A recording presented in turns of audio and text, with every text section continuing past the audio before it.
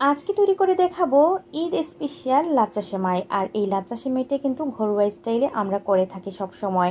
এবং আমাদের হাজবেন্ড, বাবা, ভাই, নানা, দাদা যেই বলেন, কোরবানি ঈদ বলেন, রোজার ঈদ বলেন, এটা কিন্তু আমরা তাদেরকে জামাতের আগে কিন্তু এটা কিন্তু করে দেই। এবং এটা কিন্তু খুব ইজি বানানো, কিন্তু আমি যেভাবে বানাই এটাই কিন্তু আপনাদের কাছে আজকে তুলে ধরবো। হ্যালো ভিউয়ার্স, আসসালামু আলাইকুম। Welcome to my channel journeys blog and cooking channel. সবাই কেমন আছেন? নিশ্চয়ই অনেক অনেক ভালো আছেন। চলে আসলাম প্রতিবারের মতো আরও একটি রেসিপি নিয়ে। তো এখন আমি পরিমাণ মতো ঘি দিয়ে দিব, আর ঘি দিয়ে আমি লাচ্চা সেমাইটা ভেজে নেব। ভিউয়ার্স, আমরা সবাই জানি এখানে ঘি দিলে কিন্তু লাচ্চা সেমাই ঘ্রাণ এবং লাচ্চা সেমাইটা ঘনত্ব এবং পারফেক্ট সব কিছুই হবে। তো যাই হোক, এখন কিন্তু আমি এখানে 2 চামচ ঘি দিয়ে দিয়েছি। আর আমি লাচ্চা সেমাই ভাজলে আমি কিন্তু এখানে 2 চামচই দেই, এবং আমি অর্ধেক প্যাকেট ভেজে নিব। যেহেতু আমার ফ্যামিলিতে মানুষ কম, সেহেতু কিন্তু আমি কমই এখানে এই রেসিপিটা করব। তো এমনিতেই কিন্তু লাচ্চা সেমাইগুলো যখন আমরা দুধ দিয়ে দিব, লিকুইড দুধ, তখন কিন্তু এটা কিন্তু অনেক অনেক বেড়ে যাবে। সেজন্যই কিন্তু আমি অর্ধেক প্যাকেটটা নিয়েছি। এবারে কিন্তু ভালো করে ভেজে নেব। ভিডিওর এই পর্যন্ত এসে যারা লাইক দিতে ভুলে গিয়েছেন, প্লিজ ছোট্ট একটা করে লাইক করে দিবেন। আর এখন দিয়ে দিলাম একটা এলাচ এবং দালচিনি। আর এটা অবশ্যই আমি ঘ্রাণের জন্য করেছি, এবং এটা আমি পরে তুলেও নিতে পারি, এবং এটা না তুললে কিন্তু কোনো সমস্যা না, এটা কিন্তু দেখাও যাবে। এবং আমি খুব অল্প পরিমাণে দিয়েছি। এখন দিয়ে দিচ্ছি এখানে 3-4 চামচ পরিমাণ চিনি।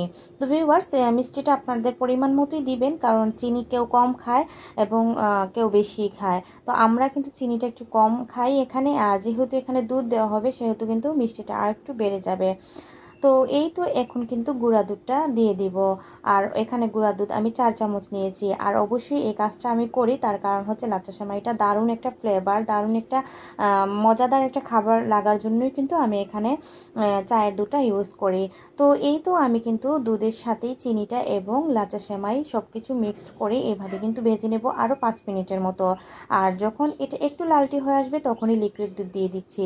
আর লিকুইড দুধ এখানে আমি দিয়েছি 250 গ্রাম, কারণ লাচ্চা সেমাইতে পরিমাণ মতো কিন্তু এটা কিন্তু বেশি একটা পরিমাণে দুধটা টানবে। সেজন্য কিন্তু আমি এখানে 250 গ্রাম দিয়েছি। তো যাই হোক, আমার কিন্তু আজকের যে লাচ্চা সেমাইটা খুব পারফেক্ট হয়েছে। এখানে একেবারেই কিন্তু শুকনো হয়ে যায়নি লাচ্চা সেমাইটা। তো আমি এভাবেই রান্না করি, আর এভাবে রান্না করলে কিন্তু খুব পারফেক্ট এবং খুব মজাদার হয়।